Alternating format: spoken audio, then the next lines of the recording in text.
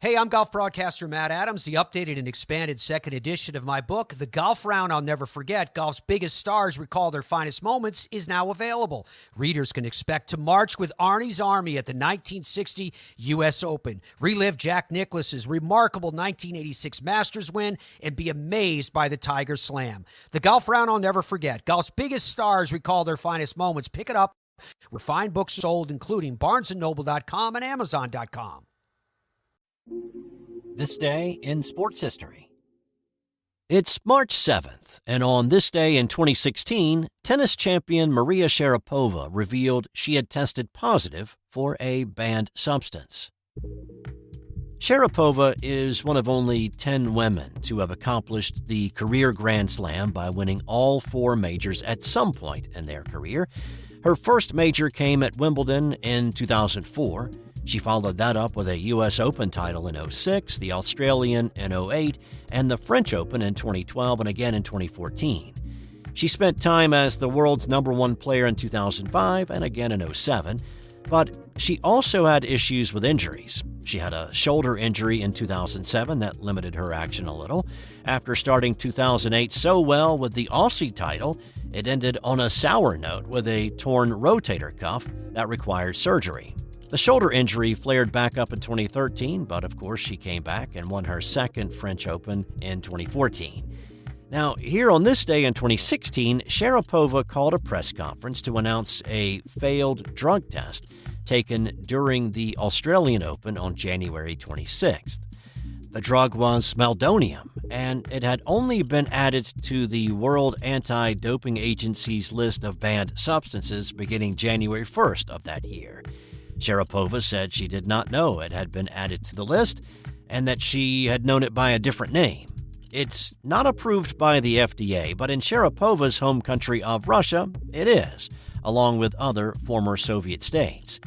It's used to treat heart issues, metabolic and neurological diseases, but it does have some advantages for athletes, such as an increase in endurance performance, improved rehabilitation after exercise, protection against stress, and enhanced activations of central nervous system functions.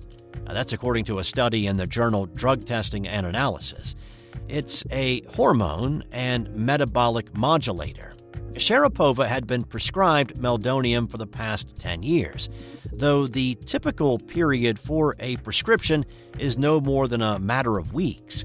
Her attorney said she had been given the drug beginning in 2006 for an immune deficiency, abnormal EKG results, and diabetes indicators.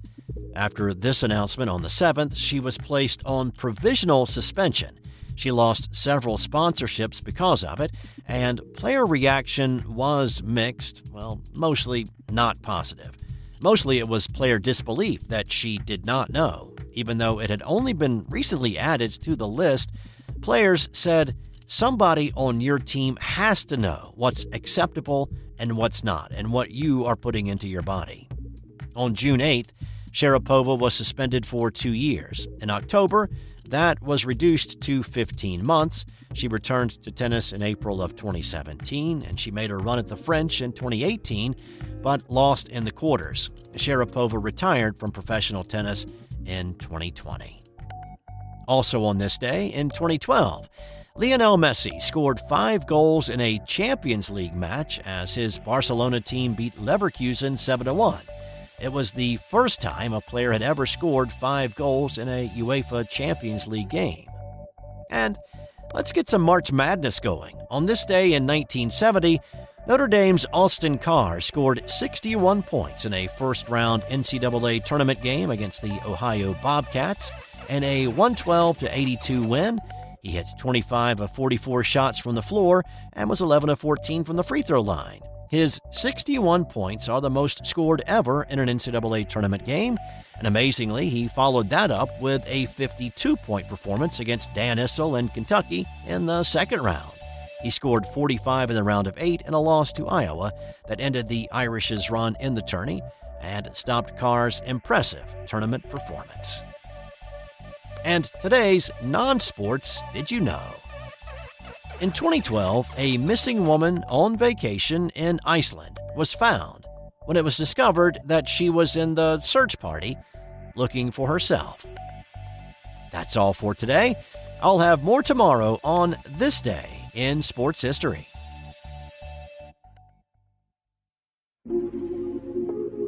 This has been an original Thrive Suite production. Hey there, sports history fan.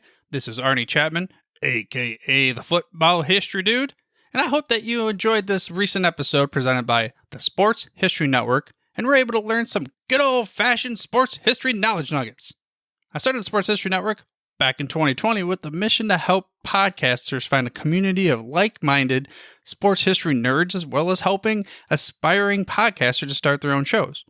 We have a little bit over 30 shows on the network right now covering all sorts of sports history, but as far as I'm concerned, we're just at the toothpick in the ocean moment, that can't even figure it out because there's so much more coming. We wanted to create the ultimate headquarters for sports yesteryear, starting with Podcast Network and our website, but we're going to continue to move into other mediums as well. And here's the cool part, because we want you to be part of our team.